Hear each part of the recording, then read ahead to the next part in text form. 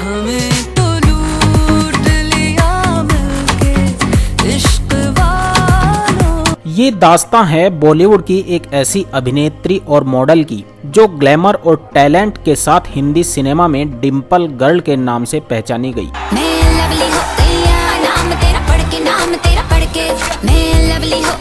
इनकी खूबसूरती और बोल्डनेस की झलक ने सबको अपना दीवाना बनाया, जो आगे चल के भारतीय सिनेमा की सबसे महंगी, चर्चित और आकर्षित सेलिब्रिटी बनी।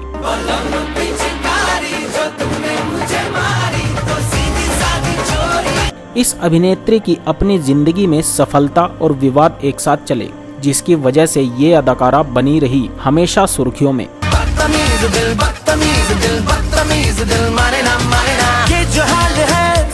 क्यों इस अभिनेत्री को कभी ड्रग्स तो कभी भगवा विवाद में झेलनी पड़ी समूचे भारतवासियों की आलोचना, जिसकी वजह से भारत देश में सड़कों पर जलाए गए इस हीरोइन के पुतले।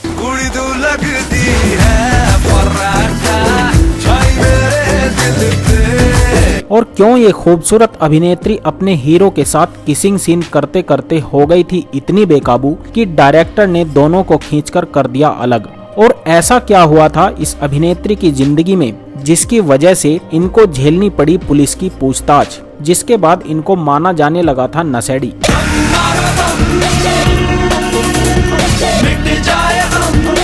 आज हम बात कर रहे हैं एक ऐसी अभिनेत्री की जो आई थी मॉडलिंग के रास्ते हिंदी सिनेमा के बड़े पर्दे पर, जिसके लुक्स और बेहद आकर्षक कदकाठी ने इनको बनाया मॉडल ऑफ द ईयर, जिसकी वजह से इनका पहला कदम पड़ा बॉलीवुड की जमीन पर और जो आगे चलकर पहचानी गई डिम्पल गर्ल यानी कि दीपिका पादुकोण के नाम से। तू भी तू है, मैं भी मैं हूँ, दुनिया सारी देख उलट गई, तू न जाने मैं न जाने। दीपिका पादुकोण के निजी जीवन और विवादों पर नजर डालने से पहले आइए जान लेते हैं इनके जन्म, परिवार और शिक्षा के बारे में। दोस्तों, दीपिका का जन्म कोपेनहेगन, डेनमार्क में हुआ था। उनके पिता का नाम प्रकाश पादुकोण है, जो कि मशहूर बैडमिंटन खिलाड़ी रहे हैं। उनकी मां का नाम उज्ज्वला है। उनकी एक छोटी बहन भी है जिसका नाम अनीशा है। दीपिका ने अपनी मेहनत और लगन से बॉलीवुड में अपनी पहचान बनाई है और वे भारतीय सेलिब्रिटीज में सबसे चर्चित और आकर्षक सेलिब्रिटी हैं। दीपिका की शुरुआती पढ़ाई बेंगलोर के सोफिया हाई स्कूल से हुई। इसके बाद की पढ़ाई उन्होंने माउंट कैरमल कॉलेज से पूरी की। समाज शास्त्र में बीए की डिग्री के लिए उनका दाखिला Indira Gandhi national open university में हुआ था, लेकिन मॉडलिंग में करियर बनाने के चलते उन्होंने इसे छोड़ दिया। वे किशोरावस्था में राष्ट्रीय स्तर की बैडमिंटन खिलाड़ी भी रही हैं, लेकिन फैशन मॉडल बनने के लिए उन्होंने खेल में अपना करियर नहीं बनाया। पहले तो उन्होंने विज्ञापनों में काम किया और फिल्मों में वह बैकग्राउंड डांसर के तौर पर भी दिखाई दी। बाद में वह फिल्मों में आ गई। उन्हें आलोचकों के साथ साथ जनता का भी खूब प्यार मिला और इसी की बदौलत उनका नाम आज की शीर्ष अभिनेत्रियों में शुमार है। आज उनके प्रशंसकों की संख्या लाखों करोड़ों में है। अभिनेत्री को 3 बार फिल्म फेयर अवार्ड से नवाजा जा चुका है। दीपिका पादुकोण के हिंदी फिल्मी करियर की शुरुआत ब्लॉकबस्टर फिल्म ओम शांति ओम से हुई थी, जिसमें उनके हीरो सुपरस्टार शाहरुख खान थे। इस फिल्म ने बॉक्स ऑफिस पर कमाल कर दिया और फिल्म सुपरहिट हो गई। भारत के साथ साथ विदेशों में भी यह फिल्म काफी पसंद की गई है और यहाँ से दीपिका की गाड़ी चल निकली। इस फिल्म के लिए उन्हें सर्वश्रेष्ठ नवोदित अभिनेत्री का फिल्म फेयर पुरस्कार भी मिला। हालांकि इसके बाद उनको कई फिल्मों में असफलता का भी सामना करना पड़ा था, लेकिन दीपिका ने कभी हार नहीं मानी। फिल्म कॉकलेट उनके जीवन का टर्निंग पॉइंट रही। इस फिल्म में उनके अभिनय की काफी प्रशंसा हुई और आलोचकों और जनता दोनों का उन्हें प्यार मिला। वह अब तक कई सुपरहिट फिल्म दर्शकों को दे चुकी हैं, जिनमें से ये जवानी है दीवानी, रेस 2, चेन्नई एक्सप्रेस, गोलियों की रासलीला रामलीला, बाजीराव मस्तानी, पद्मावत और पठान आदि प्रमुख हैं। सोशल मीडिया में कुछ दिनों पहले दीपिका पादुकोण और शाहरुख खान की फिल्म पठान को लेकर चर्चा का बाजार काफी गर्म था। वजह थी इस फिल्म का पहला गाना, जो सामने आने के बाद से ही विवादों में है। दरअसल पठान मूवी के गाने बेशर्म रंग में दीपिका पादुकोण भगवा रंग की बिकनी में नजर आ रही हैं। भगवा रंग को धर्म से जोड़कर जगह जगह इस मूवी को बायकॉट करने की मांग की जा रही थी। आज भी सार्वजनिक रूप से बिकनी पहनना आपत्तिजनक और फुहड़ता की निशानी माना जाता है।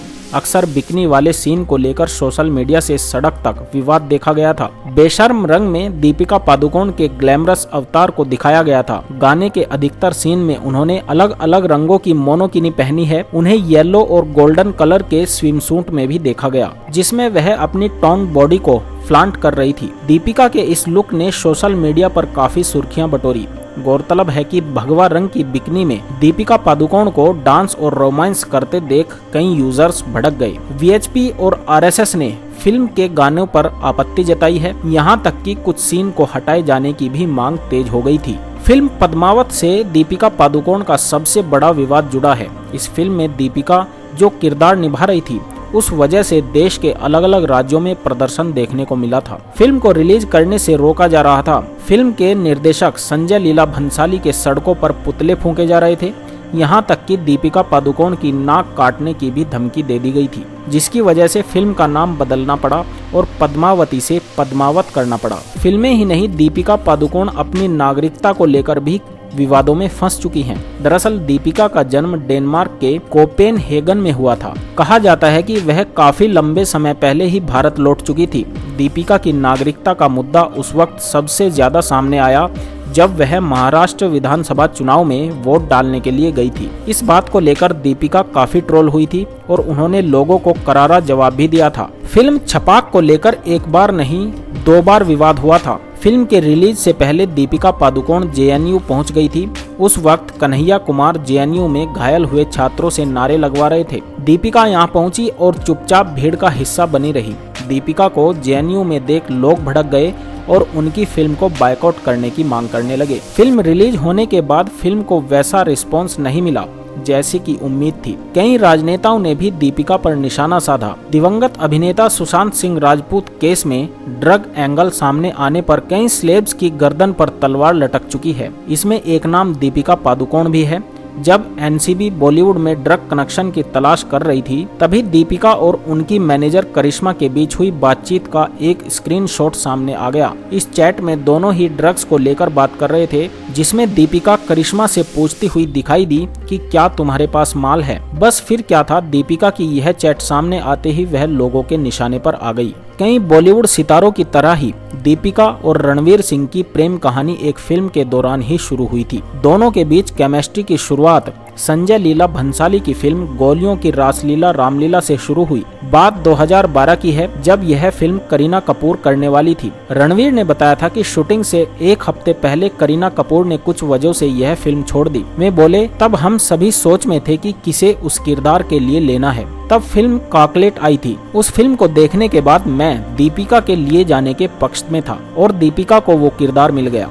रणवीर ने बताया कि जब हम फिल्म की स्क्रिप्ट पढ़ने के लिए भंसाली के घर गए तो दीपिका वहां सफेद कुर्ते में पहुंची थी। वो बिल्कुल एक हवा के झोंके की तरह मेरी जिंदगी में आई। रणवीर ने बताया कि इसके बाद जब हम सभी ने खाना खाया तो उसी दौरान दीपिका के दांत में कुछ फंसा हुआ सा नजर आने लगा। उन्होंने दीपिका को बताया। रणवीर बोले, वो मेरी बगल में बैठी थी। मैंने उनकी दांत की ओर इशारा करके बताया। वो बोली कि तुम ही निकाल दो। मैंने अपने हाथों से उसे निकाल दिया। उस दिन जो करंट का झटका मुझे लगा वो आज भी बरकरार है। वहीं से दोनों के बीच खूबसूरत दोस्ती की शुरुआत हुई। फिल्म की शूटिंग के दौरान दोनों ने बहुत सा समय साथ गुजारा और उनके बीच नजदीकियां बढ़ने लगी, जो प्यार में तब्दील हो गई। इस फिल्म के गाने अंग लगा दे के अंत में एक किसिंग सीन फिल्माया गया था।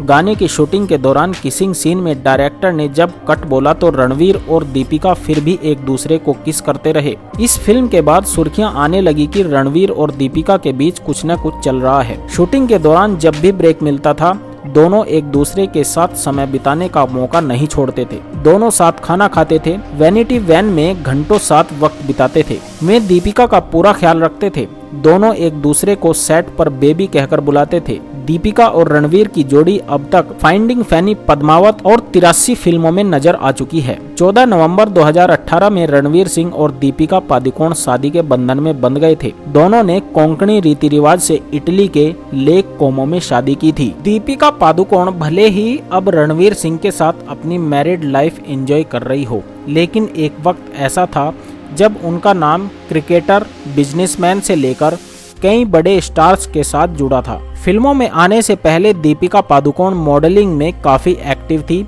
और इस दौरान उनकी लाइफ में निहार पांड्या थे। लेकिन दीपिका का करियर जैसे ही आगे बढ़ा, दोनों के बीच के रिश्ते खराब होते चले गए और अंत में दोनों अलग हो गए। जहां दीपिका अब रणवीर के साथ घर बसा चुकी है, तो निहार भी जानी मानी सिंगर नीति मोहन के साथ शादी करके सेटल हो चुके हैं। फिल्मों में आने के बाद दीपिका का नाम बिजनेसमैन विजय माल्या के बेटे सिद्धार्थ माल्या से भी जुड़ा था। IPL मैच के दौरान सिद्धार्थ खुलेआम एक्ट्रेस को किस करते नजर आए थे। इसके अलावा उन्होंने दीपिका के बर्थडे पर एक शानदार पार्टी का आयोजन भी किया था, जिसकी चर्चा कई दिनों तक हुई थी। फिल्म अभिनेता और बिजनेसमैन के अलावा दीपिका के नजदीकियों की खबरें क्रिकेटर युवराज के साथ भी उड़ी थी। दोनों अक्सर साथ में पार्टीज, डिनर और लंच स्पॉट किए जाते थे, लेकिन दोनों ने अपने रिश्ते को मीडिया में कभी एक्सेप्ट नहीं होने दिया। विदेश से नए मुंबई आए एक्टर उपेन पटेल जब दीपिका पादुकोण के संपर्क में आए, तो वो भी उन्हें पसंद करने लगे।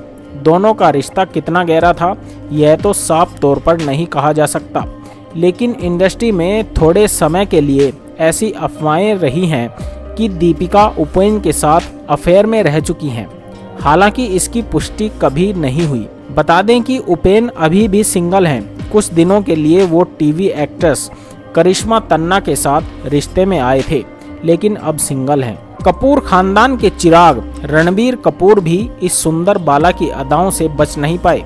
दोनों ने अपने रिलेशन की घोषणा दबी जुबान में की थी। फिल्म बचना ए हसीनों के सेट से शुरू हुए दोनों की लव स्टोरी काफी लंबे अरसे तक चली। रणबीर ने दीपिका को एक अवार्ड फंक्शन के दौरान प्रपोज किया था और दोनों लगभग 3 साल तक साथ रहे, लेकिन ये रिश्ता बेहद दुखद मोड़ पर खत्म हो गया। रणबीर के साथ हुए ब्रेकअप के बाद दीपिका ने एक मैगजीन को दिए गए इंटरव्यू में रणबीर का नाम लिए बगैर ही अपने रिश्ते के टूटने का दर्द बयां किया था। दीपिका पादुकोण बोली, मैंने उसे रंगे हाथों पकड़ा था और यही वो वक्त था जब सारे इमोशन भुलाकर मैंने उससे अलग होने का फैसला लिया था। उन्होंने बताया, जब मैं रिलेशन में थी मुझे कई लोगों ने कहा था कि वो तुम्हें धोखा दे रहा है।